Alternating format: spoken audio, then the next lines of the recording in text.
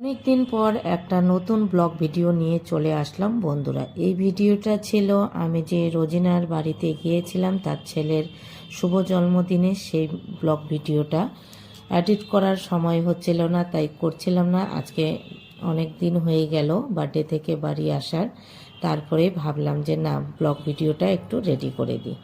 তো আমি, আমার বর মানে তোমাদের জামাইবাবু আর ময়ং, আমরা তিনজনে বেরিয়ে পড়ছিলাম। তো রেডি হয়ে যাচ্ছি আর ওদের বাড়িতে যাব বলে, তার জন্য আজকে দিনের বেলায় বেরোইছি। কেন প্রত্যেক দিন যাই 1 ঘন্টার মধ্যে বা আধা ঘন্টা মধ্যে চলে আসি, সেরকম থাকা হয় না। তাই আজকে একটু তাড়াতাড়ি বেরিয়েছি আর কিছু বাজার করব বাবুর জন্য, মানে রোজিনার ছেলের জন্য, ওটার জন্যই একটু তাড়াতাড়ি বেরিয়ে পড়েছি।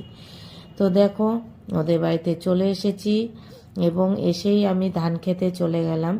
রোজিনা বলছে যে দিদি ধান খেতে যাও, তো তাই ধান খেতে একটু ভিডিও করার জন্য গেলাম, ফটো নিলাম। এবং এদিকে সবাই বার্থডের জন্য রেডি। আর ওই দেখো, রোজিনার ছেলে টুপি পরবে না, বার্থডে টুপি পরবে না।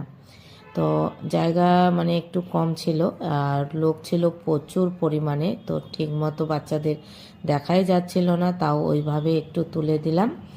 আর এই যে ভিডিও এখানে করা হচ্ছিল, সবাই, রোজিনাও ভিডিও করছিল, তাই এখানে রোজিনা ওই সময় বসেনি, তো জামাই বসেছে, ময়ং এবং বাচ্চারা সবাই, অনেক প্রচুর মানুষ হয়েছিল।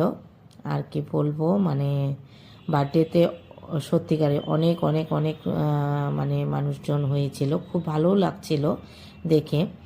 তো এখানে কেক কাটা হচ্ছে, জামাই তো ধরো বাবুর জায়গায় জামাই কেটে দিল। আর আমরা তো কেক আর কি খাওয়াবো, আমি মনে হয় একটু পায়েস খাইয়ে দিয়েছি। তারপরে আর কিছু করার সেরকম হয়নি। তো যাই হোক, এই যে বাবুকেও খাইয়ে দিল, সেটা হচ্ছে দাদার ছেলে, মানে রোজিনার ভাসুরের ছেলেকে খাইয়ে দিল। তো তখন আমি একটু মাম্পিকে বললাম যে তুই বস, আমি ভিডিও করি, কিন্তু তাও সেরকম হলো না করাটা। তো এই যে, তো ভিডিওটা কেমন লাগলো, ভালো লাগলে লাইক কমেন্ট শেয়ার, পাশে থেকেও ধন্যবাদ।